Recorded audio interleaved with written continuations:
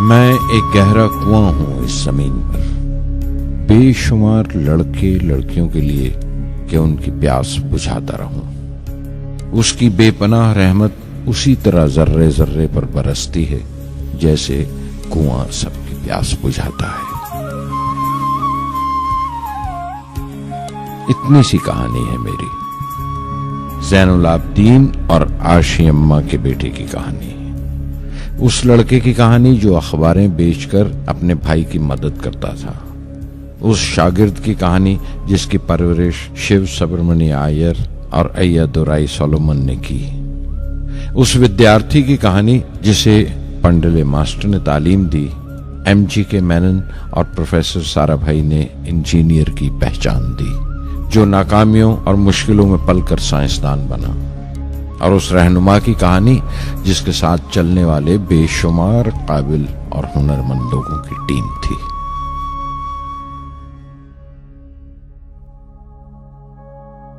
मेरी कहानी मेरे साथ खत्म हो जाएगी, क्योंकि दुनियावी मानों में मेरे पास कोई पूंजी नहीं है। मैंने कुछ हासिल नहीं किया, जमा नहीं किया। मेरे पास कुछ नहीं और कोई नहीं, न बेटा, न बेटी, न परिवार। मैं दूसरों के लिए मिसाल नहीं बनना चाहता, लेकिन शायद कुछ पढ़ने वालों को प्रेरणा मिले कि अंतिम सुख रूह और आत्मा की तस्कीन है। खुदा की रहमत उनकी वरासत है। मेरे परदादा अबुल, मेरे दादा फकीर और मेरे वालिद ज़ैनुल आबदीन का खानदानी सिलसिला अब्दुल कलाम पर खत्म हो जाएगा, लेकिन खुदा की रहमत कभी खत्म नहीं होगी, क्योंकि वो अमर है, लाफानी है। पूर्णमदः पूर्णमिदं पूर्णात् पूर्णमुदच्यते पूर्णस्य पूर्णमादाय पूर्णमेवावशिष्यते। ॐ पूर्णमदः पूर्णमिदं पूर्णात् पूर्णमुदच्यते पूर्णस्य पूर्णमादाय पूर्णमेवावशिष्यते। पूर्णमदः पूर्णमिदं पूर्णात् पूर्णमुदच्यते पूर्णस्य पूर्णमादाय पूर्णमेवावशिष्यते। पूर्णमदः पूर्णमिदं पूर्णात् पूर्णमुदच्यते पूर्णस्य पूर्णमादाय पूर्णमेवावशिष्यते।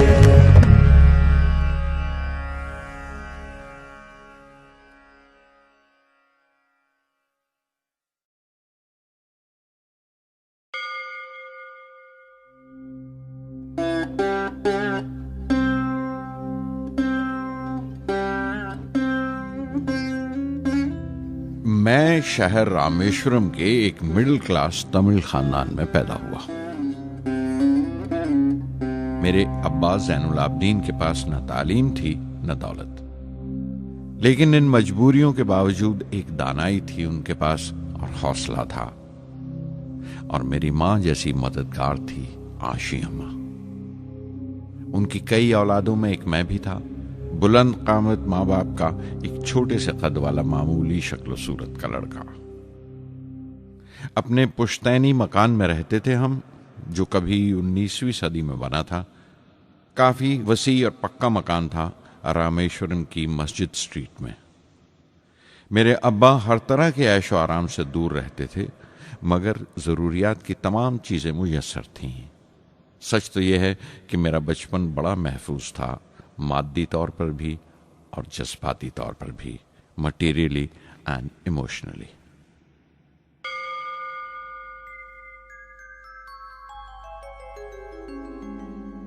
रामेश्वरम का मशहूर शिव मंदिर हमारे घर से सिर्फ 10 मिनट की दूरी पर था।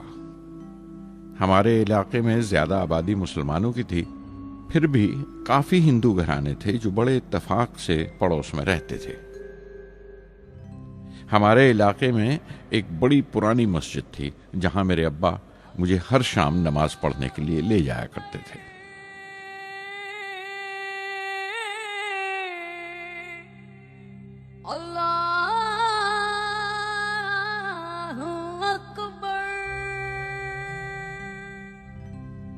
रामेश्वरम मंदिर के बड़े पुरोहित पक्षी लक्ष्मण शास्त्री मेरे अब्बा के पक्के दोस्त थे। मेरी बचपन की यादों में आंकी हुई एक याद ये भी थी कि अपने अपने रवायती लिबास में बैठे हुए वो दोनों कैसे रूहानी मसलों पर देर देर तक बातें करते रहते थे। मेरे अब्बा मुश्किल से मुश्किल रूहानी मामलों को भी तमिल की आम जबान में बयान कर लिया करते थे। एक बार मुझसे कहा था, जब आफत आए तो आफत की वजह समझने की कोशिश करो, मुश्किलें हमेशा खुद को परखने का मौका देती हैं।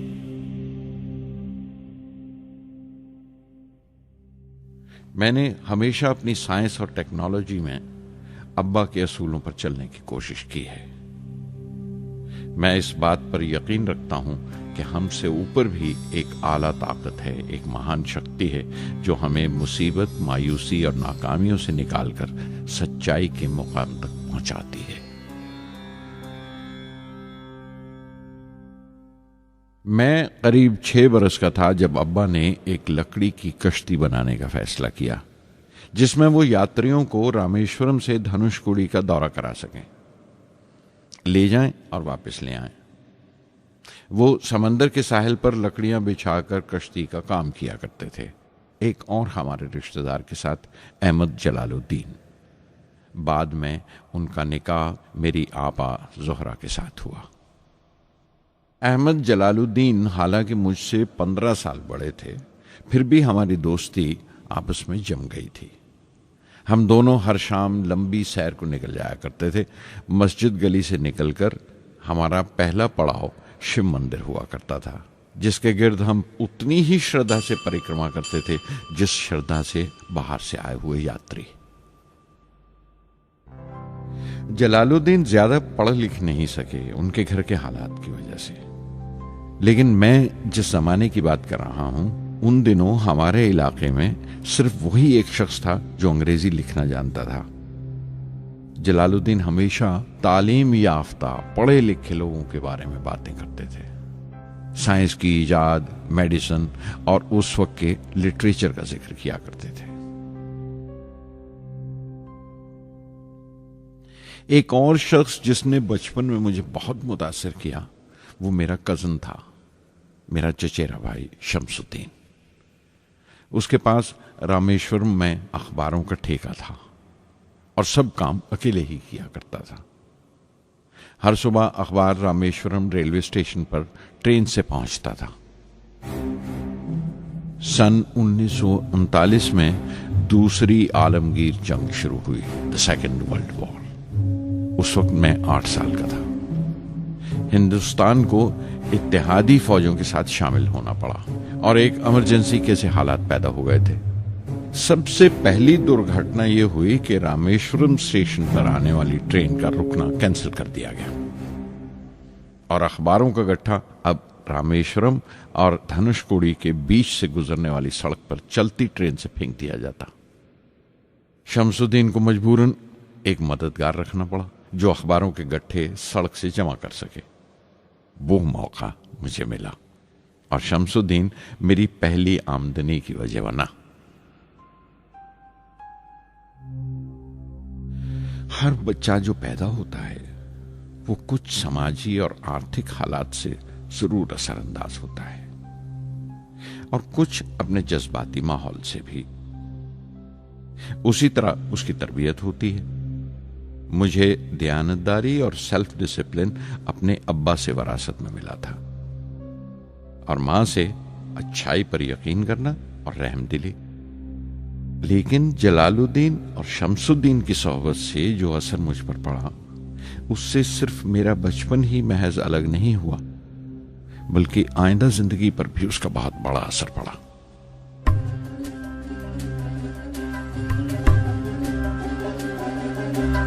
தந்தை மகற்கு ஆற்றும் நன்றி அபயத்து முந்தி இருப்பச்செயல் தந்தை மகற்கு ஆற்றும் நன்றி அபயத்து முந்தி இருப்பச்செயல் இருப்பச்செயல் மகன் தந்தைக்கு ஆற்றும் உதவி இவன் தந்தை என்னோற்றான்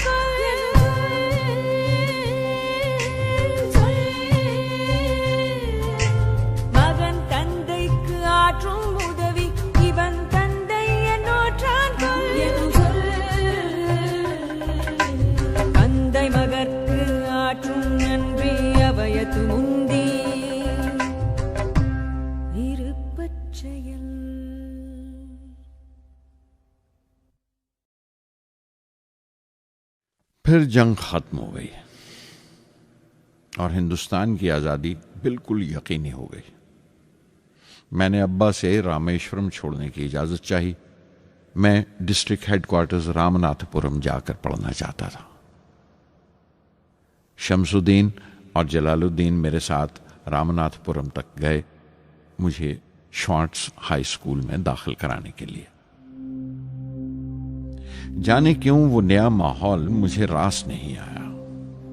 रामनाथपुरम बड़ा मसरूफ शहर था और करीब 50,000 की आबादी थी, लेकिन रामेश्वरम का सुकून और इत्मीनान कहीं नहीं था। घर बहुत याद आता था और घर लौटने का कोई मौका मैं छोड़ता नहीं था।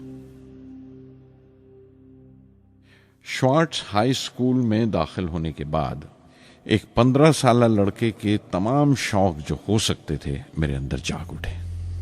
मेरे टीचर अय्यादुराई सोलोमन बेहतरीन रहबर थे, गाइड, उस नौजवान जहन के लिए जिसके सामने जिंदगी की बेशुमार मुमकिनात खुलने वाली थी।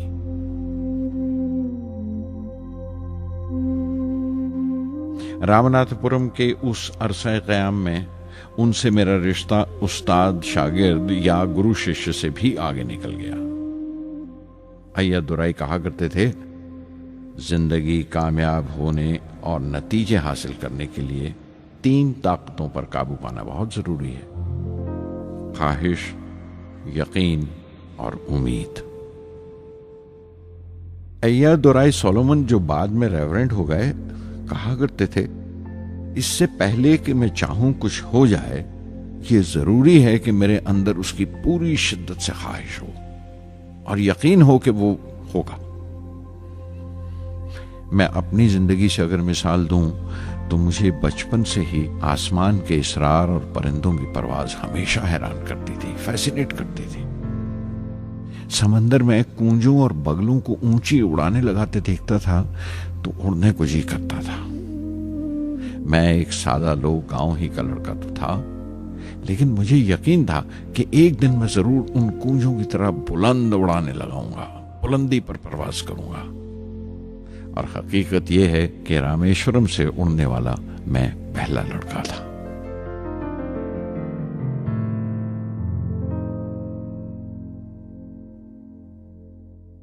श्वार्ट्ज स्कूल में तालीम खत्म करते करते मेरे अंदर खुद एतमादी बस चुकी थी और मुझे यकीन था कि मैं जरूर कामयाबी हासिल करूंगा। मैं तालीम आगे जारी रखूंगा, उसमें कोई दूसरा ख्याल नहीं था। सन 1950 में मैं इंटरमीडिएट पढ़ने के लिए सेंट जोसेफ कॉलेज ट्रिची में दाखिल हो गया। जब बीएससी डिग्री के लिए मैंने सेंट जोसेफ कॉलेज में दाखिला लिया तो हायर एजुकेशन के माने सिर्फ इतने ही जानता था। ये नहीं जानता था कि हायर एजुकेशन के लिए कुछ और भी हो सकता है। न ये जानता था कि साइंस पढ़ के फ्यूचर के लिए और क्या मौके हासिल हो सकते हैं। बीएससी पास करने के बाद ही जान पाया कि फिजिक्स मेरा सब्जेक्ट नहीं था। अपने ख्वाब को पूरा करने के लिए मुझे इंजीनियरिंग में जाना चाहिए था। पता नहीं क्यों कुछ लोगों का ऐसा ख्याल है कि साइंस आदमी को खुदा से मुनकर कर देती है, लेकिन मेरे लिए तो साइंस एतमाद, विश्वास और रूहानी तस्कीन की वजह रही है। किसी तरह मैं MIT यानी मद्रास इंस्टीट्यूट ऑफ टेक्नोलॉजी के उम्मीदवारों की लिस्ट में तो आ गया, लेकिन उसका दाखला बहुत महंगा था। कम से कम 1,000 रुपए की जरूरत थी और मेरे अब्बा के पास इतने रुपए नहीं थे। उस वक्त मेरी अक्का, मेरी आपा जोहरा ने अपने सोने के कड़े और चेन बेचकर मेरी फीस का इंतजाम किया। मुझ पर उसकी उम्मीद और यकीन देखकर मैं पसीज गया।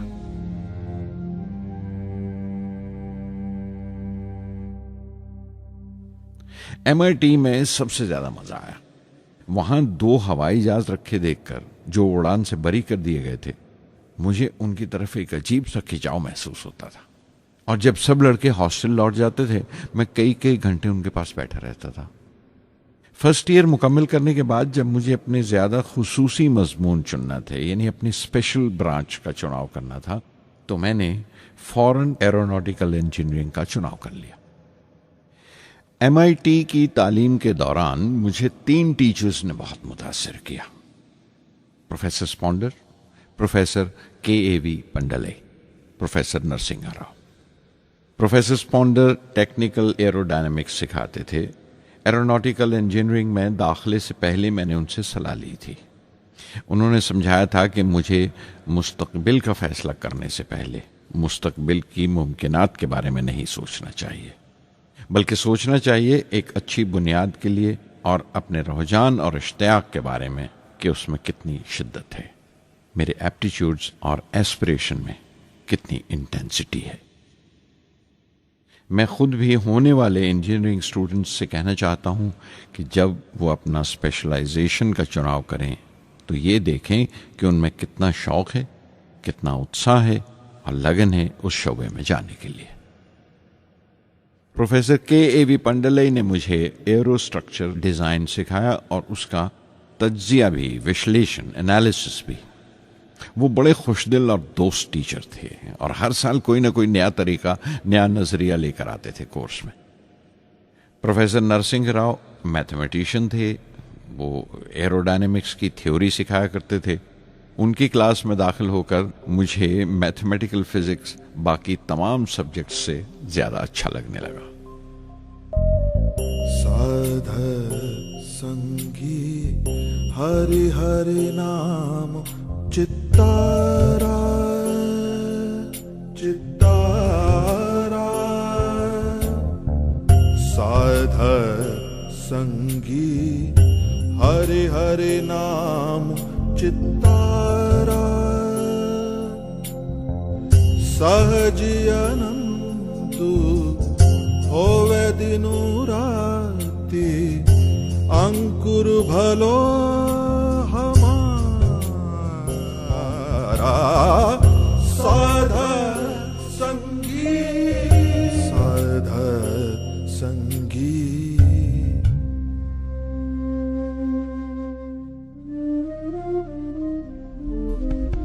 गुरुपुरा भेटियो बड़ भागी, गुरुपुरा भेटियो बड़ भागी, जाको अंतु न पारावारा, अंतु न पारावारा, नानक सरनी गही स्वामी की, पुनः पुनः नमस्कार,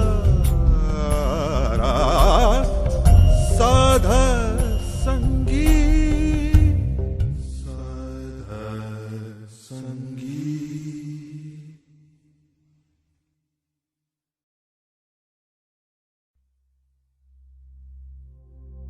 MIT से मैं बेंगलोर के हिंदुस्तान एरोनॉटिक्स लिमिटेड HAL में बतौर ट्रेनी दाखिल हो गया। HAL से जब मैं एरोनॉटिकल इंजीनियरिंग ग्रेजुएट बनकर निकला तो जिंदगी ने 2 मौके मेरे सामने खड़े कर दिए और दोनों मेरी परवाज के देरीना ख्वाब पूरे कर सकते थे। एक मौका था एयरफोर्स का, दूसरा मिनिस्ट्री ऑफ डिफेंस में directorate of technical development and production का। मैंने दोनों में अर्जी भेज दी और बैक वक्त दोनों से इंटरव्यू का बुलावा आ गया। एयरफोर्स के लिए मुझे देहरादून बुलाया गया था और डिफेंस के लिए दिल्ली। मेरे दोनों मुकाम 2000 किलोमीटर के फासले पर थे। ये पहला मौका था मेरा अपने वसी और विराट वतन को देखने का। खिड़की पर बैठा मैं इस देश की सरजमीन को पांव तले से बहता हुआ देख रहा था। हैरान था कि उत्तर की तरफ सफर करते हुए एक ही मुल्क का लैंडस्केप कैसे बदलता चला जाता है। मैं 1 हफ्ता दिल्ली में ठहरा, डिफेंस मिनिस्ट्री का इंटरव्यू दिया। इंटरव्यू अच्छा हुआ था। वहां से मैं देहरादून गया एयरफोर्स सिलेक्शन बोर्ड के इंटरव्यू के लिए। 25 उम्मीदवारों में मैं 9वें नंबर पर आया।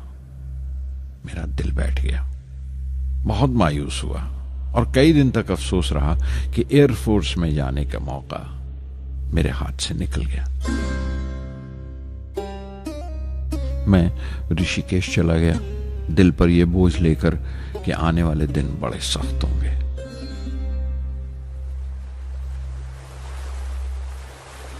गंगा में स्नान किया और फिर चलता हुआ पास की पहाड़ी पर शिवानंद आश्रम तक पहुंच गया। स्वामी शिवानंद से भेंट हुई। देखने में बिल्कुल गौतम बुद्ध लगते थे, सफेद दूधिया धोती और पांव में लकड़ी की खड़ाऊ। उनकी बच्चों सी मासूम मुस्कान और सादा दिली देखकर बहुत प्रभावित हुआ मैंने बताया उन्हें कैसे मैं इंडियन एयरफोर्स में भर्ती होने से रह गया और मेरी कितनी शदीद ख्वाहिश थी आसमानों में उड़ने की, परवास करने की। वो मुस्कुरा दिए और बोले, ख्वाहिश अगर दिलो जान से निकली हो, वो पवित्र हो और उसमें शिद्दत हो, तो उसमें कमाल की एक इलेक्ट्रोमैग्नेटिक एनर्जी होती है, एक बरकी मकनातीसी ताकत होती है। दिमाग जब सोता है तो वो एनर्जी रात की खामोशी में बाहर निकल जाती है और सुबह कायनात ब्रह्मांड से सितारों की गति रफ्तार को अपने साथ समेटकर दिमाग में लौट आती है। इसीलिए जो सोचा है उसकी सृष्टि अवश्य है, वो तख्लीक होगा। तुम विश्वास करो इस अजली बंधन पर, इस वचन पर कि सूरज फिर लौटेगा, बाहर फिर से आएगी। मैं दिल्ली लौट आया, डिफेंस से अपना इंटरव्यू का नतीजा दरियाफ्त किया। जवाब में मुझे अपॉइंटमेंट लेटर थमा दिया गया और अगले दिन से सीनियर साइंटिफिक असिस्टेंट मुकर्रर कर दिया गया 250 रुपए की माहाना तनख्वाह पर।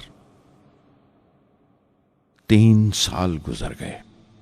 उन्हीं दिनों बेंगलोर में एरोनॉटिकल डेवलपमेंट एस्टेब्लिशमेंट ADE का एक नया महकमा खुला और मुझे वहां पोस्ट कर दिया गया।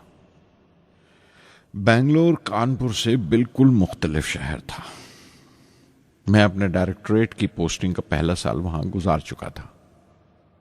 दरअसल हमारे देश में ये एक अजीब तरीका है, एक अजीब सा ढंग है अपने लोगों को हद दर्जा तक निचोड़ लेने का, जो हमारे लोगों को इंतहा पसंद बना देता है। शायद इसलिए कि सदियों इस देश ने गैर मुल्की तहजीबों के जख्म भी खाए हैं और उन्हें अपने दामन में जगह भी दी है। अलग अलग हुक्मरानों से वफा करते करते हम अपनी हैसियत, अपनी यकताई खो बैठे हैं। बल्कि हमने एक और ही किस्म की खूबी पैदा कर ली है कि एक ही वक्त में रहम दिल भी हैं और बेरहम भी, हसास भी हैं और बेहिस भी। जितने गहरे हैं उतने ही सतही। ऊपर से देखो तो हम बड़े खुश रंग और खूबरू नजर आते हैं, लेकिन कोई गौर से देखे तो अपने हुक्मरानों की एक बेढब नकल से ज्यादा कुछ नहीं है। मैंने कानपुर में कल्ले में दबाए हुए पान वाले नवाब वाजिद अली शाह के नकलची बहुत देखे और बेंगलोर में फिरंगियों के अंदाज में कुत्ते की जंजीर थामे टहलते हुए साहिबों की कमी नहीं थी। बेंगलोर में रहकर मैं रामेश्वरम के सुकून और गहरे शांत वातावरण के लिए तरसता था।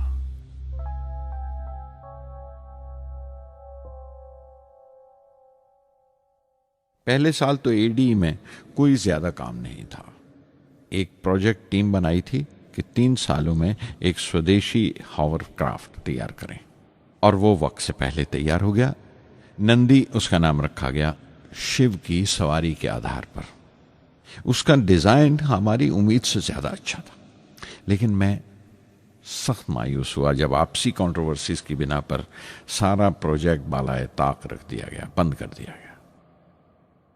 Professor MGK Menon, Tata institute of fundamental research के डायरेक्टर, एक रोज अचानक ही हमारी जांच पड़ताल को आ पहुंचे। नंदी का जिक्र निकला। मुझसे पूछताछ करते हुए उन्होंने ख्वाहिश जाहिर की एक 10 मिनट की उड़ान के लिए।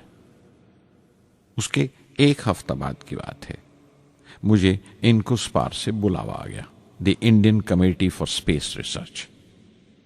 मैं मुंबई चला गया रॉकेट इंजीनियर की पोस्ट के लिए इंटरव्यू देने।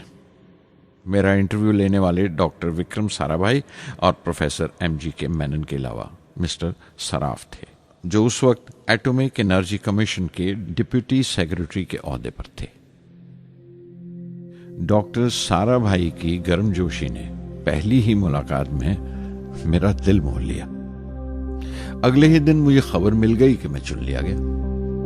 मुझे इनकोस्पार में रॉकेट इंजीनियर की हैसियत से शामिल कर लिया गया था। सन 1962 के देरीना हिस्से में कहीं इनकोस्पार ने थुम्बा में इक्वेटोरियल रॉकेट लॉन्चिंग स्टेशन बनाने का फैसला किया। थुम्बा केरला में त्रिवेंद्रम से परे एक दूर दराज के ऊंगते से गांव का नाम है। हिंदुस्तान में यह मॉडर्न रॉकेट बेस्ड रिसर्च की एक दबी सी इब्तदा थी, हल्की सी शुरुआत। उसके फौरन बाद ही मुझे 6 माह के लिए अमेरिका भेज दिया गया, नासा में रॉकेट लॉन्चिंग की ट्रेनिंग के लिए। जाने से पहले मैं थोड़ा सा वक्त निकालकर रामेश्वरम गया। मेरे अब्बा मेरी इस कामयाबी के लिए बहुत खुश हुए और मुझे उसी मस्जिद में ले जाकर शुक्राने की नमाज अदा की।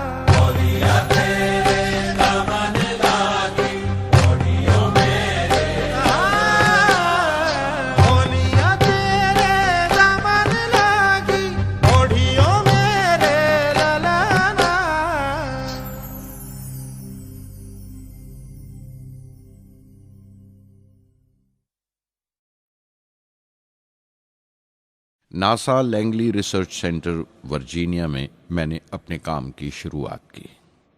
बाद में Goddard space flight centre Maryland चला गया।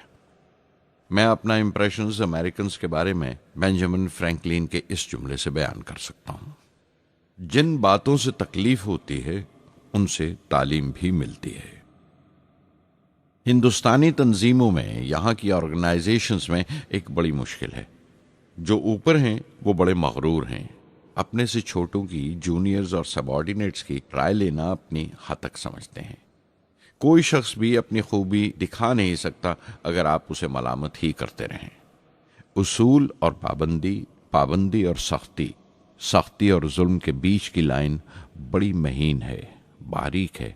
उसकी पहचान बहुत जरूरी है।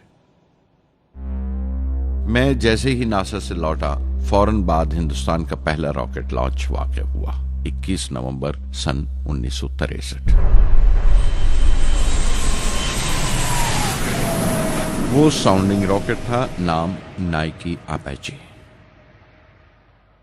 नाइकी अपाचे की कामयाबी के बाद प्रोफेसर साराभाई ने अपनी आरजू, अपने ख्वाब का इजहार किया। एक Indian satellite launch vehicle ISLV का सपना। हिंदुस्तानी रॉकेट का ख्वाब 20वीं सदी में एक तरह से 18वीं सदी का ख्वाब भी कहला सकता है, जो टीपू सुल्तान ने देखा था। टीपू सुल्तान की फौज में 27 ब्रिगेड थे जो खुशून कहलाते थे, और हर एक ब्रिगेड में एक दस्ता था रॉकेटमैन का जो साथ रहा करता था और जुर्क्स कहलाता था। जब टीपू सुल्तान मारा गया तो अंग्रेजों ने 700 रॉकेट्स और 900 रॉकेट के सब सिस्टम्स बरामद किए 1799 में तिरुकन्नाहल्ली की जंग के बाद। वो रॉकेट्स विलियम कॉन्गरीव ने इंग्लैंड भिजवा दिए जांच पड़ताल के लिए, उसकी तकनीक समझने के लिए, जिसे आज की साइंसी जबान में हम रिवर्स इंजीनियरिंग कहते हैं। टीपू सुल्तान की मौत के साथ उस ख्वाब की भी मौत हो गई, कम से कम 150 साल के लिए। पंडित जवाहरलाल नेहरू की बदौलत वो रॉकेटरी का ख्वाब एक बार फिर हिंदुस्तान में जिंदा हुआ।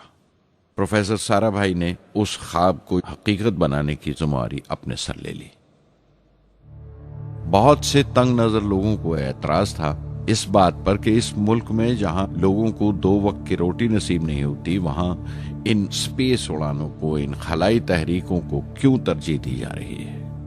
लेकिन प्रधानमंत्री पंडित नेहरू और प्रोफेसर साराभाई के नजरिए में किसी किस्म का मुबालगा नहीं था। उनके नजरिए बिल्कुल साफ थे कि अगर दुनिया के मुल्कों में और दुनिया के मसलों में कोई हिस्सा लेना है, शिरकत करनी है, हिंदुस्तान को कोई हैसियत हासिल करनी है, तो साइंस और टेक्नोलॉजी की तरक्की और खुद मुख्तारी, सेल्फ रिलायंस अशद जरूरी है। और उनका मकसद ताकत का मुजाहिरा हरगिज नहीं था। सहज पके सुमीठा होए। थुम्बा में 2 रॉकेट सहज पके मगर कामयाब हुए, एक रोहिणी, दूसरा मेनका। अगला साल लगा ही था जब प्रोफेसर साराभाई ने मुझे दिल्ली बुला भेजा। एक मीटिंग थी और मीटिंग में ग्रुप कैप्टन वीएस नारायणन से मेरा तारुफ कराया गया, जो एयर हेडक्वार्टर्स से थे। प्रोफेसर साराभाई ने रेटो तैयार करने का इरादा जाहिर किया, rocket assisted take off system, एक मिलिट्री एयरक्राफ्ट जो रॉकेट की मदद से उड़ाया जा सके बड़ी छोटी सी जगह में। शाम तक यह खबर भी आम हो गई कि हिंदुस्तान एक खुद साख्ता मिलिट्री एयरक्राफ्ट तैयार कर रहा है और मैं उस प्रोजेक्ट का मुख्तार हूं, जिम्मेदार हूं। मैं कई तरह के जज्बात से भर गया, खुश भी था, शुक्रगुजार भी, खुशकिस्मत भी, और एक एहसास हुआ तकमील का, फुलफिलमेंट का। 19वीं सदी के एक शायर की ये सतरें बहुत याद आई। हर दिन के लिए तैयार रहो, हर दिन को एक तरह ही मिलो। जब ओखली हो बर्दाश्त करो, जब दस्ता हो तो वार करो। रेटो पे काम करते हुए 2 अहम वाकयात हुए। पहला तो यह था कि अपने देश में पहली बार स्पेस रिसर्च का 10 साला प्रोग्राम तैयार हुआ, जिसके ऑथर थे प्रोफेसर साराभाई। मेरे लिए वो एक ऐसा रोमानी मैनिफेस्टो था जैसे स्पेस से इश्क करने वाले किसी शायर की रोमानी नज्म हो, जैसे कोई अपने देश के आसमान से इश्क करने लगा हो। और दूसरा वाकया मिनिस्ट्री ऑफ डिफेंस में मिसाइल पैनल का तैयार होना। नारायणन और मैं, हम दोनों उस पैनल के मेंबर थे। उस वक्त तक भविष्य की आने वाली SLV सैटेलाइट लॉन्च व्हीकल का नाक नक्शा भी तैयार हो चुका था। प्रोफेसर साराभाई अपने देरीना ख्वाब को ताबीर देने के लिए कुछ और साथियों का चुनाव कर चुके थे। मैं खुद को खुशकिस्मत समझता हूं कि मुझे उस प्रोजेक्ट का लीडर चुना गया। उस पर प्रोफेसर साराभाई ने मुझे एक और जिम्मेदारी भी सौंपी कि लॉन्च की 4थी स्टेज मैं ही डिजाइन करूं। यह मामूल था, मेरा आदत थी कि हर मिसाइल पैनल की मीटिंग के बाद मैं जाकर प्रोफेसर साराभाई को पूरी तफसील, पूरी रिपोर्ट देता था। दिल्ली में ऐसी ही एक मीटिंग के बाद 23 दिसंबर 1971 को मैं त्रिवेंद्रम लौट रहा था और उस दिन प्रोफेसर साराभाई थुम्बा में SLV का मुआयना करने गए हुए थे। दिल्ली एयरपोर्ट के लाउंज से मैंने उन्हें फोन किया, पैनल मीटिंग की तफसील बताई। प्रोफेसर साराभाई ने मुझे कहा कि मैं त्रिवेंद्रम एयरपोर्ट पर उनका इंतजार करूं। मैं जब त्रिवेंद्रम पहुंचा तो फिजा में एक मातम बिछा हुआ था। मुझे खबर दी गई कि प्रोफेसर साराभाई नहीं रहे। चंद घंटे पहले दिल का दौरा पड़ने से उनका इंतकाल हो गया। मैं थर्रा के रह गया। चंद घंटे पहले ही तो मैंने उनसे बात की थी। मेरे लिए वो बहुत बड़ा सदमा था। प्रोफेसर साराभाई मेरी नजर में इंडियन साइंस के राष्ट्रपिता हैं, जैसे राष्ट्र के पिता महात्मा गांधी हैं। उन्होंने अपनी टीम से रहनुमा पैदा किए और खुद अपने अमल से उनके लिए मिसाल साबित हुए।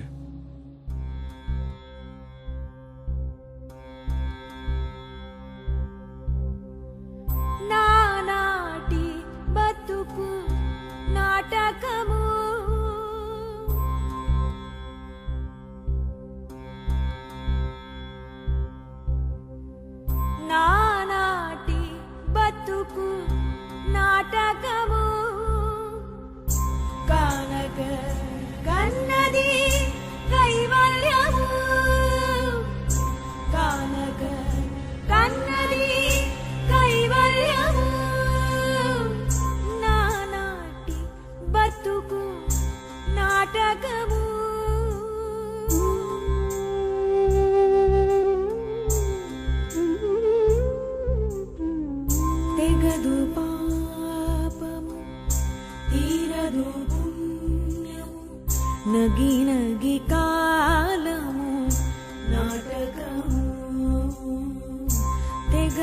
పాపము తీరదు పుణ్యము నగి నగి కాలము నాటకము యగువన శ్రీ వెంకటేశ్వరుడేలిగే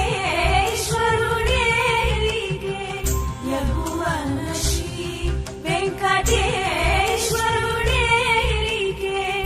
గగనము నీతిది కైవల్యము గగనము నీతిది కైవల్యము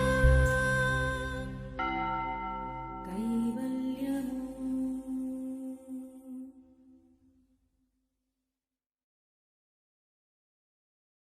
कुछ अरसा प्रोफेसर एमजी के मेनन ने स्पेस रिसर्च का काम संभाला। बिलाखिर प्रोफेसर सतीश धवन को Indian space research organisation ISRO की जिम्मेदारी सौंप दी गई। तुम्बा का पूरा कॉम्प्लेक्स एक बड़े पैमाने पर स्पेस सेंटर बना दिया गया और Vikram Sarabhai space centre VSSC का नाम दिया गया। जिसने वो सेंटर कायम किया था उसी के नाम से उस जगह की श्रद्धांजलि पेश की गई। मशहूर मेटलर्जिस्ट डॉक्टर ब्रह्म प्रकाश VSSC के पहले डायरेक्टर मुकर्रर हुए। कोई भी शख्स अपनी जिम्मेवारी में तभी कामयाब हो सकता है अगर वो बारसूख हो, मोतबर हो और अपने फैसलों के लिए उसे सही हद तक आजादी हो। शायद निजी जिंदगी में भी तसल्ली का यही एक रास्ता है। आजादी और जिम्मेवारी एक साथ हो, तभी वो तस्कीन और खुशी का बायस हो सकती है। और जाती आजादी हासिल करने के लिए मैं 2 रास्ते तजवीज कर सकता था जो मैंने इख्तियार किए। पहला तो ये कि अपनी तालीम और तरबियत को बढ़ावा दो। इल्म, नॉलेज बड़ा कारामद हथियार है, बहुत काम आता है। इल्म जितना ज्यादा होगा उतनी ज्यादा आजादी के हकदार हो गए। इल्म वो पूंजी है जो कोई छीन नहीं सकता। टीम की रहनुमाई तभी मुमकिन है अगर आपकी जानकारी मुकम्मल हो, अप टू डेट हो। कामयाब रहनुमा बनने के लिए जरूरी है कि दिन का काम जब खत्म हो आप पिछले काम का जायजा लें, अगले दिन के काम की तैयारी करें। दूसरा तरीका यह है कि अपने काम को अपना फख्र समझें, गर्व समझें और जरूरी है कि अपने अंदर की शक्ति की सही जानकारी हो। जो करो उस पर यकीन रखो या जिस पर यकीन हो वही करो, वरना दूसरों के ईमान का शिकार बनते रहोगे। SLV प्रोजेक्ट के पहले 3 सालों में साइंस के बहुत से नए नए इसरार खुले और आहिस्ता आहिस्ता साइंस और टेक्नोलॉजी का फर्क समझ आने लगा। रिसर्च और अमल, डेवलपमेंट का फासला पता चलने लगा। किसी भी ईजाद में गलतियां होना लाजमी है, लेकिन हर गलती कामयाबी की तरफ एक और कदम उठाती है, एक और सीढ़ी बन जाती है। किसी भी तख्लीक की तरह SLV-3 की तख्लीक भी कई दर्दनाक लम्हों से गुजरी। एक रोज जब मैं और मेरे तमाम साथी अपने कामों में पूरी तरह डूबे हुए थे, मेरे घर से एक मौत की इत्तला पहुंची। मेरे दोस्त और हमदर्द मेरे बहनोई जलालुद्दीन का इंतकाल हो गया था। कुछ देर के लिए तो मैं सुन्न होकर रह गया, मेरी आंखों में अंधेरा छा गया। थोड़ी देर बाद जब अपने चौगिरदे का एहसास हुआ तो महसूस किया जैसे मेरी हस्ती का एक हिस्सा मर गया था। रात की रात बसों में सफर करता हुआ अगली सुबह मैं रामेश्वरम पहुंचा। जोहरा को क्या तसल्ली देता और क्या सब्र देता अपनी भांजी महबूबा को जो रो रो कर हलकान हो रही थी। मेरी आंखों के सोते पहले ही सूख चुके थे। थुम्बा लौटकर बहुत दिनों तक सारा कामकाज, सारी मसरूफियत बेमानी लगने लगी। बहुत दिनों तक बहुत मलाल लगा, सब बेमानी लगता था। प्रोफेसर धवन देर देर तक हौसला देते थे, कहते SLV पर जैसे जैसे काम आगे बढ़ेगा मुझे सब्र महसूस होगा और ये मायूसी कम होते होते गुजर जाएगी। 1976 में मेरे अब्बा ज़ैनुल आबदीन 102 साल की उम्र में वहीं रामेश्वरम में इंतकाल फरमा गए। 15 पोते पोतियां छोड़कर गए थे पीछे और एक पड़पोता। दुनियावी तौर पर वो सिर्फ एक और बुजुर्ग की मौत थी। कोई बड़ा मातम नहीं हुआ, झंडा नहीं उतारा गया, न अखबारों ने स्याह हाशिए दिए, न सियासतदान थे वो, न विद्वान कोई, न कोई बड़े सरमायादार। एक सीधे सादे इंसान थे, फरिश्ता सिफत, और हर उस बात की वजह थे जो दानाई और पारसाई की राह दिखाती है।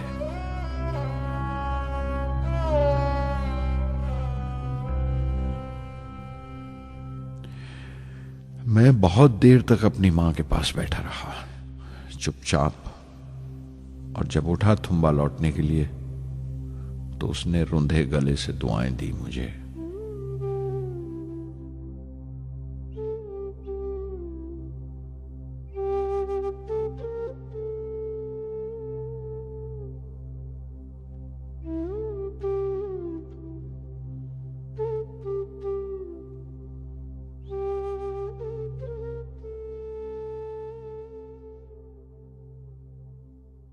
SLV-3 अपोजी रॉकेट जो फ्रांस से उड़ाई जाने वाली थी, अचानक कुछ मुश्किलों का शिकार हो गई।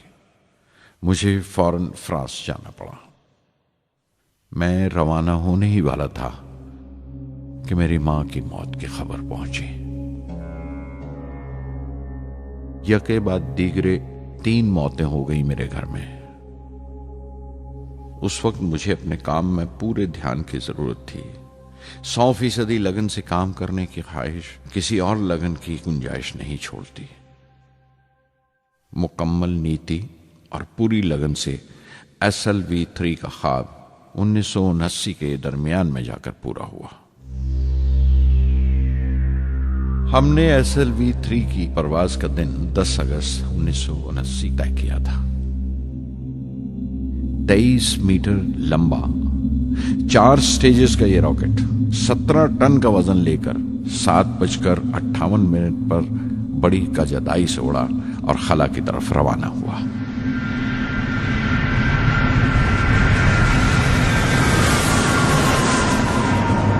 पहली स्टेज हर तरह से पुख्ता निकली और बड़े आराम से रॉकेट दूसरी स्टेज में दाखिल हो गया। हम सब दम खुद रह गए, सांस रोके बैठे थे। हमारे बरसों का ख्वाब आसमान की तरफ सफर कर रहा था। अचानक हमारे ख्वाब में दरार आई, हमारा सुकून टूटा, हमारी खामोशी टूटी। दूसरी स्टेज काबू से बाहर होने लगी थी। 317 सेकंड के बाद परवाज टूट गई। मेरी मेहनत और उम्मीद चौथी स्टेज को साथ लेकर तमाम मलबा श्री हरिकोटा से 560 किलोमीटर दूर समंदर में जाके गिरा।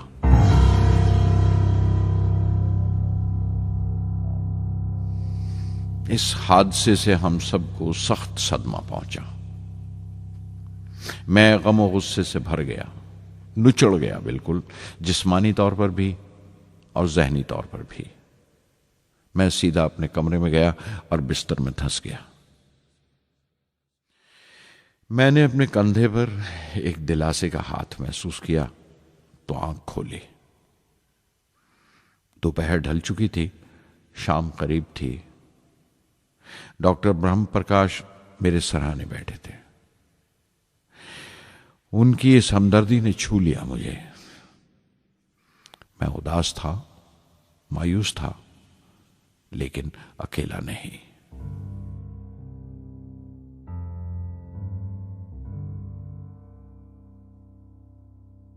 हर शख्स तकनीकी जमा तफरीक और बहस मुबासे के बाद मुतमईन हो चुका था, संतुष्ट हो चुका था, लेकिन मुझे इत्मीनान ना आया और मुसलसल बेचैन रहा। मैं बेसाख्ता खड़ा हो गया और एतराफ किया प्रोफेसर धवन के सामने, सर, मेरे साथियों को नाकामयाबी की वजह दरियाफ्त हो जाने से इत्मीनान हो गया, लेकिन मैं उसे काफी नहीं समझता। इस मिशन के डायरेक्टर की हैसियत से इस गलती को भी मैं अपनी जिम्मेवारी समझता हूं। SLV-3 की नाकामयाबी की जिम्मेवारी मेरी है।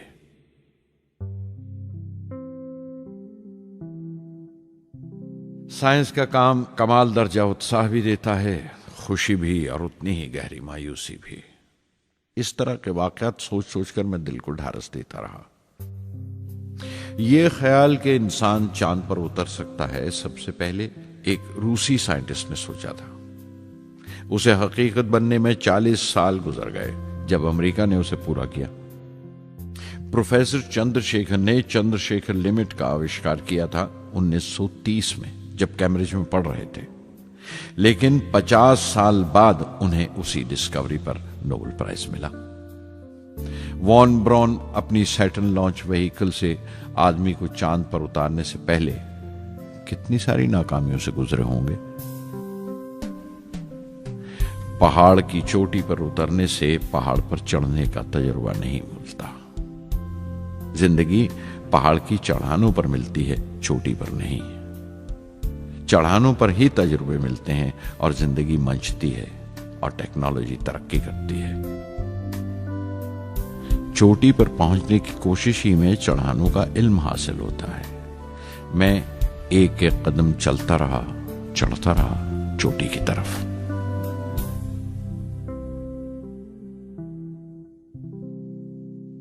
SLV-3 की उड़ान से 30 घंटा पहले 17 जुलाई 1980 के दिन अखबारों की सुर्खियां तरह तरह की राय और अंदाजों से भरी हुई थीं।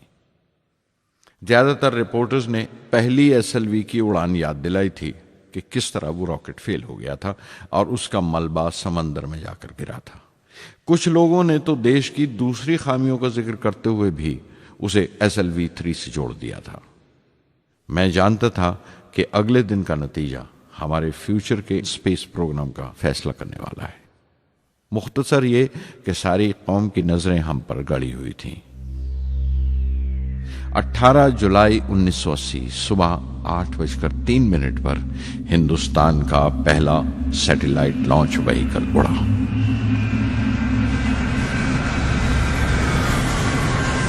मैंने रोहिणी सैटेलाइट का तमाम डेटा कंप्यूटर पर जांचा। अगले 2 मिनट के अंदर अंदर रोहिणी अंतरिक्ष में था। उस तमाम शोरगुल के बीच में मैंने अपनी जिंदगी के सबसे अहम अल्फाज अदा किए। मैं मिशन डायरेक्टर बोल रहा हूं, एक जरूरी खबर सुनने को तैयार रहो। चौथी स्टेज कामयाबी के साथ रोहिणी सैटेलाइट को लेकर अंतरिक्ष में दाखिल कर रही है। मैं ब्लॉक से बाहर आया तो मेरे साथियों ने मुझे कंधों पर उठा लिया और नारे लगाते हुए जुलूस निकाला। सारी कौम में एक जोश की लहर दौड़ गई। हिंदुस्तान उन चंद कौमों में शामिल हो गया था जिनके पास सैटेलाइट लॉन्च की काबिलियत थी। हमारी कौम का एक ख्वाब पूरा हुआ था और हमारे इतिहास का एक नया बाब खुला, एक नया चैप्टर। प्रधानमंत्री इंदिरा गांधी ने मुबारकबाद का तार भेजा और सबसे ज्यादा हिंदुस्तान के साइंसदान खुश थे कि ये पूरी कोशिश स्वदेशी थी, हमारी अपनी थी। मैं कुछ मिले जुले जज्बात से गुजर रहा था। मैं खुश था कि पिछली 2 दहाइयों से जिस कोशिश में था बिलाखिर उसमें कामयाब हुआ। लेकिन उदास था जिन लोगों की बदौलत मैं यहां पहुंचा था वो लोग मेरे साथ नहीं थे।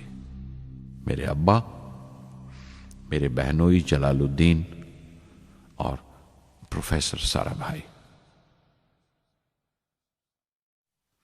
SLV-3 की कामयाबी के महीने भर के अंदर ही प्रोफेसर धवन का फोन आया एक दिन और दिल्ली बुलाया प्रधानमंत्री से मिलने के लिए। मेरी एक छोटी सी उलझन थी कपड़ों को लेकर। हमेशा से बड़े आमियाना से कपड़े पहनता हूं और पांव में चप्पल या स्लीपर कह लो। प्रधानमंत्री को मिलने जैसा वो लिबास नहीं था, मेरे लिए नहीं, उनके एहतराम के लिए। सुना तो प्रोफेसर धवन बोले, कपड़ों की फिक्र मत करो, तुमने जो शानदार कामयाबी पहन रखी है वो काफी है। रिपब्लिक डे 1981 मेरे लिए एक बड़ी खुशखबरी लेकर आया कि मुझे पद्म भूषण से नवाजा गया है। मैंने अपने कमरे को बिस्मिल्लाह खां की शहनाई से भर लिया।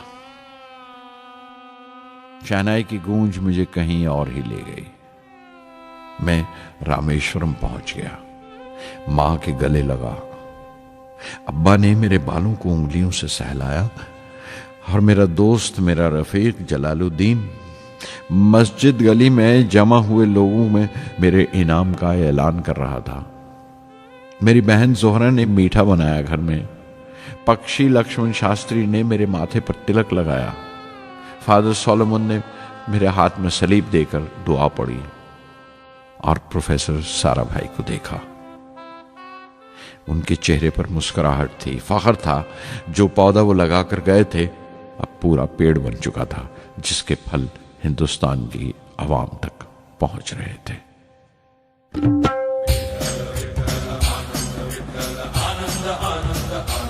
ओ आनंदाचे डोही आनंद तरंग, आनंदाचे डोही आनंद तरंग, आनंदाची अंग, आनंदाचे आनंदाची अंग, आनंदाचे आनंदाचे डोही आनंद तरंग, आनंदाचे डोही आनंद तरंग।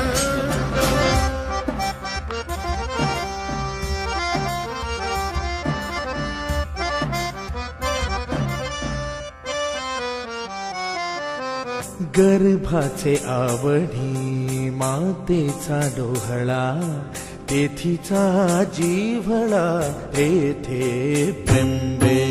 गर्भाचे आवडी मातेचा डोहळा, तेथीचा जीवळा तेथे प्रेंबे। तुका म्हणे तैसा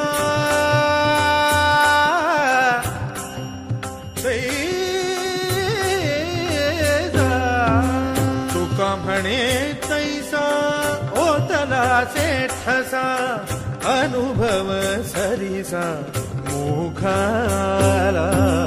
आनंदाचे डोही आनंद तरंग, आनंदाची अंग, आनंदाचे आनंदाचे डोही आनंद तरंग।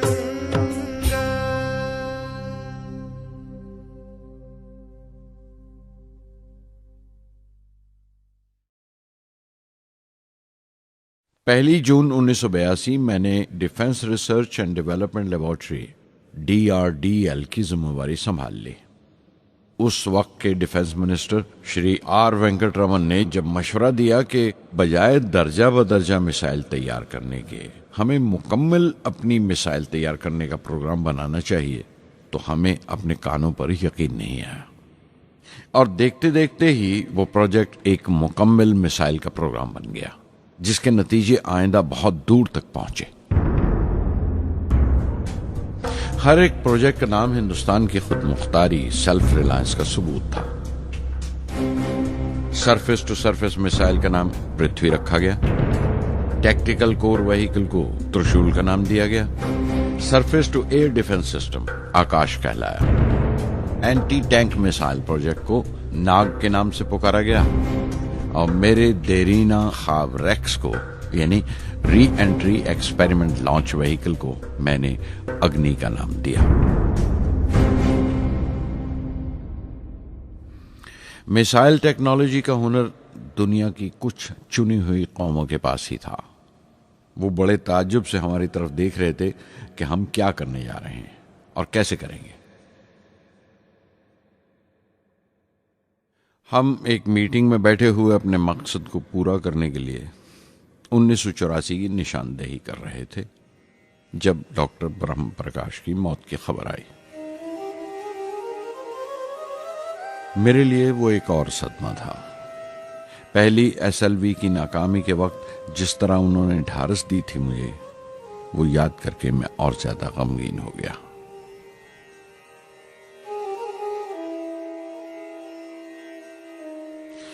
प्रोफेसर साराभाई अगर VSSC के निर्माता थे, बनाने वाले थे, तो डॉक्टर ब्रह्म प्रकाश उसके आमिल थे, एग्जीक्यूटर थे।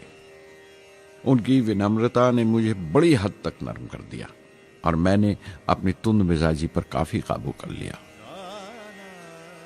उनकी हलीमी सिर्फ अपनी खूबियों तक ही महदूद नहीं थी, बल्कि अपने से छोटों को इज्जत देना भी उनकी आदत में शामिल था। उनके बर्ताव और सलूक में ये बात नजर आ जाती थी कि कोई शख्स भी खामियों से खाली नहीं है। यहाँ तक कि अफसर भी, लीडर भी, रहनुमा भी। वो बहुत बड़े दानिश्वर थे। एक कमजोर से शरीर के अंदर उनमें बच्चों की सी मासूमियत थी। मुझे वो हमेशा साइंसदानों में संत नजर आते थे।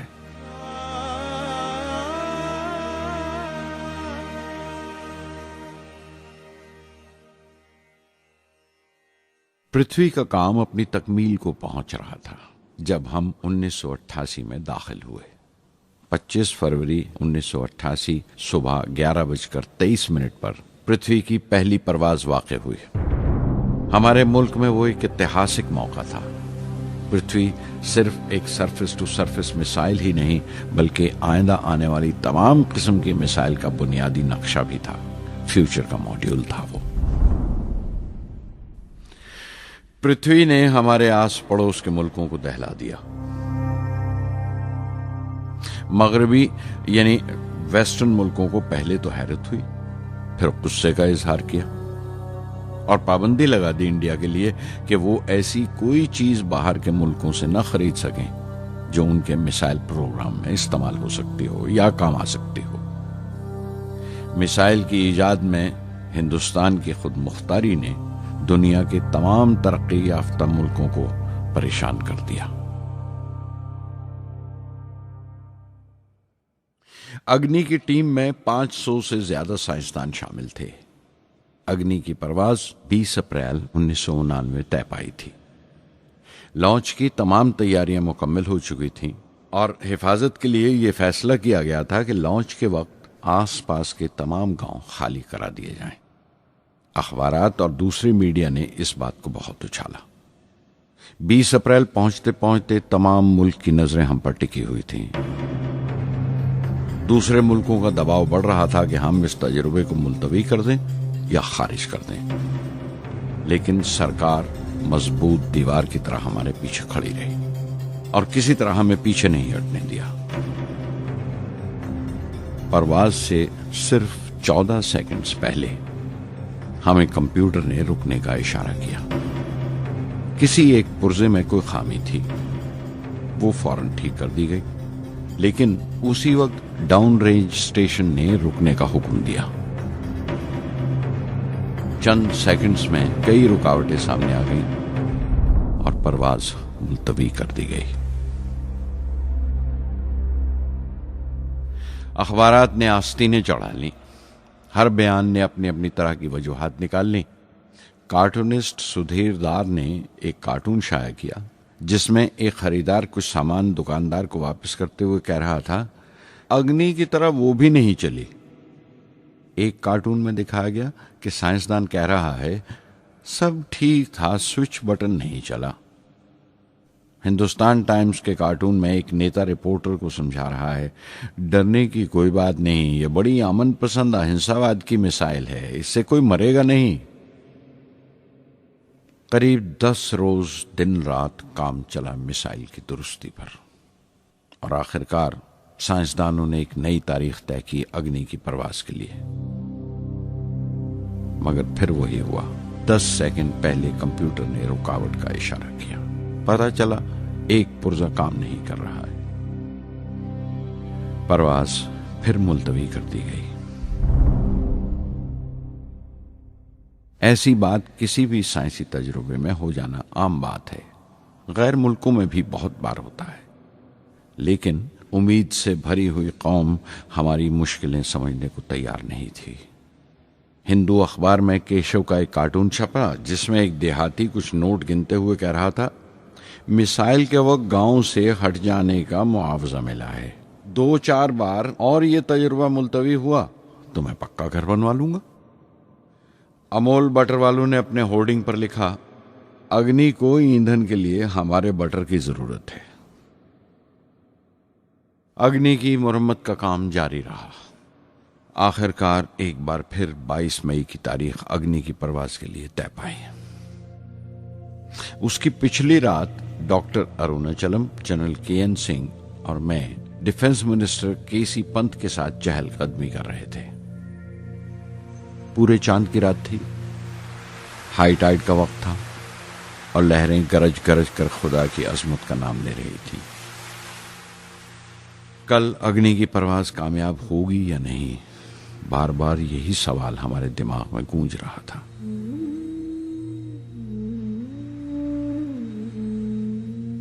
डिफेंस मिनिस्टर ने एक लंबी खामोशी को तोड़ते हुए पूछा, कलाम, कल अग्नि की कामयाबी मनाने के लिए क्या चाहते हो तुम?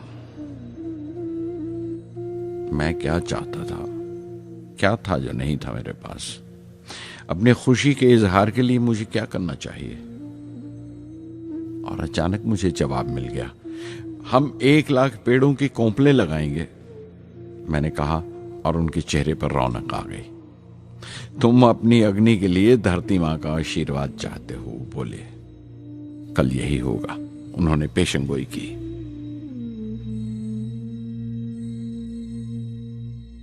अगले दिन सुबह 7:10 पर अग्नि लॉन्च हुई। कदम कदम सही निकला। मिसाइल ने जैसे टेक्स्ट बुक याद कर लिया हो, जैसे सबक याद कर लिया था। हर सवाल का सही जवाब मिल रहा था। लगता था एक लंबे खौफनाक ख्वाब के बाद एक खूबसूरत सुबह ने आंख खोली है। 5 साल की मुशक्कत के बाद हम इस लॉन्च पैड पर पहुंचे थे। इसके पीछे 5 लंबे सालों की नाकामयाबी, कोशिशें और इम्तिहान खड़े थे। इस कोशिश को रोक देने के लिए हिंदुस्तान ने हर तरह के दबाव बर्दाश्त किए थे, लेकिन हमने कर दिखाया जो करना था। मेरी जिंदगी का सबसे कीमती लम्हा था वो मुट्ठी भर सेकंड्स, 600 सेकंड की वो परवाज जिसने हमारी बरसों की थकान दूर कर दी, बरसों की मेहनत को कामयाबी का तिलक लगाया। उस रात मैंने अपनी डायरी में लिखा, अग्नि को इस नजर से मत देखो। ये सिर्फ ऊपर उठने का साधन नहीं है, न शक्ति की नुमाइश है। अग्नि एक लौ है जो हर हिंदुस्तानी के दिल में जल रही है। इसे मिसाइल मत समझो, ये कौम के माथे पर चमकता हुआ आग का सुनहरी तिलक है। स्वधर्मम् अपि चावेक्ष्य न विकम्पितुम् अर्हसि, धर्म्याद् युद्धश्रेयोऽन्य क्षत्रियस्य न विद्यते। स्वधर्मम् अपि चावेक्ष्य न विकम्पितुम् अर्हसि, धर्म्याद् युद्धश्रेयोऽन्य क्षत्रियस्य न विद्यते। अदच्चेत्त्वम् इमं धर्म्यं सङ्ग्रामं न करिष्यसि, तदस्वधर्मं कीर्तिं च हित्वा पापम् अवाप्स्यसि, हित्वा पापम् अवाप्स्यसि।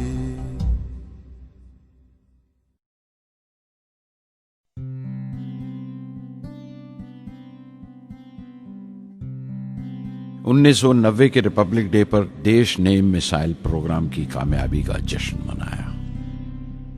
मुझे पद्म विभूषण से नवाजा गया और डॉक्टर अरुणाचलम को भी। 10 साल पहले पद्म भूषण की यादें एक बार फिर हरी हो गईं। रहन सहन मेरा अब भी वैसा ही था जैसा तब था। 10 बाय 12 का एक कमरा किताबों से भरा हुआ और कुछ जरूरत का फर्नीचर जो किराए पर लिया था। फर्क इतना ही था कि तब यह कमरा त्रिवेंद्रम में था, अब हैदराबाद में। वेटर मेरा नाश्ता लेकर आया, इडली और छाछ, और आंखों में एक खामोश मुस्कुराहट मुबारकबाद की। मैं अपने हमवतनों की इस नवाजिश से छलक गया।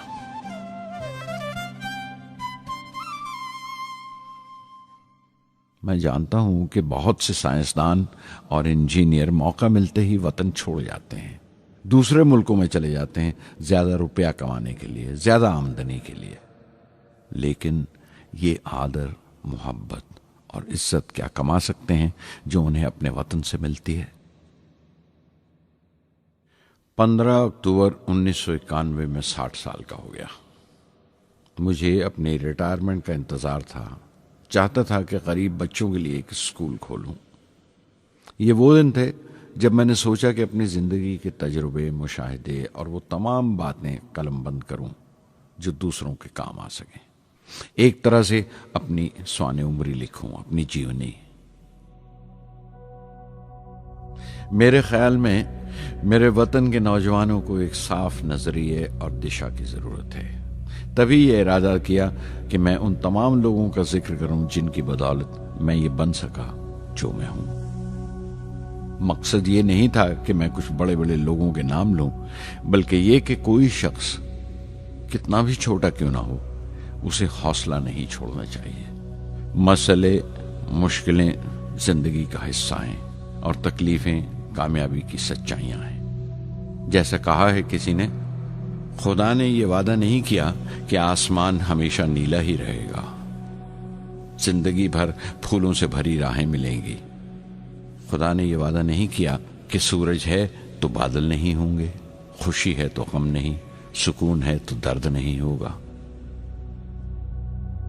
मुझे ऐसा कोई गुरूर नहीं कि मेरी जिंदगी सबके लिए एक मिसाल बनेगी, मगर यह हो सकता है कि कोई मायूस बच्चा किसी गुमनाम सी जगह पर जो समाज के किसी माजूर हिस्से से ताल्लुक रखता हो, ये पढ़े और उसे चैन मिले, ये पढ़े और उसकी उम्मीद रोशन हो जाए। हो सकता है ये कुछ बच्चों को नाउमीदी से बाहर ले आए और जिसे वो मजबूरी समझते हैं वो मजबूरी ना लगे।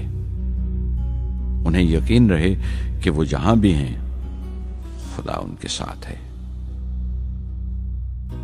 काश हर हिंदुस्तानी के दिल में जलती हुई लौ को पर लग जाए और उस लौ की परवाज से सारा आसमान रोशन हो जाए।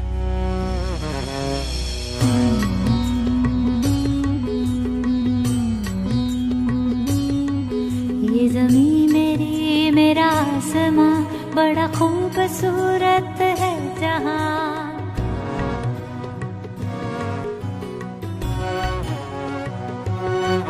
ये ज़मीं मेरी, मेरा आसमां, बड़ा खूबसूरत है जहां।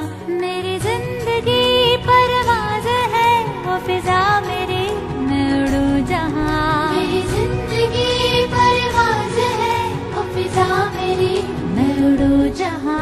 ये ज़मीं मेरी, मेरा आसमां, बड़ा खूबसूरत है जहां। कभी धूप लेप के आसमां हमने सुनहरी कर दिया। कभी धूप लेप के आसमां हमने सुनहरी कर लिया। फिर धूप बांध के पाँव में हम उड़े हैं ठंडी हवाओं में। ज़मीं मेरी, मेरा आसमां, बड़ा खूबसूरत है जहां। कभी वक्त उठा के सरों पे हम और आग लेके परों पे हम। कभी वक्त उठा के सरों पे हम और आग लेके परों पे हम। कभी छानी खाली खला कहीं, हम उड़े जहाँ पे हवा नहीं। ज़मीं मेरी, मेरा आसमां, बड़ा खूबसूरत है जहां। मेरी जिंदगी परवाज़ है, मेरी जिंदगी परवाज़ है, वो फिजा मेरी, मैं उड़ूं जहां। ये ज़मीं मेरी, मेरा आसमां, बड़ा खूबसूरत है जहां। ये ज़मीं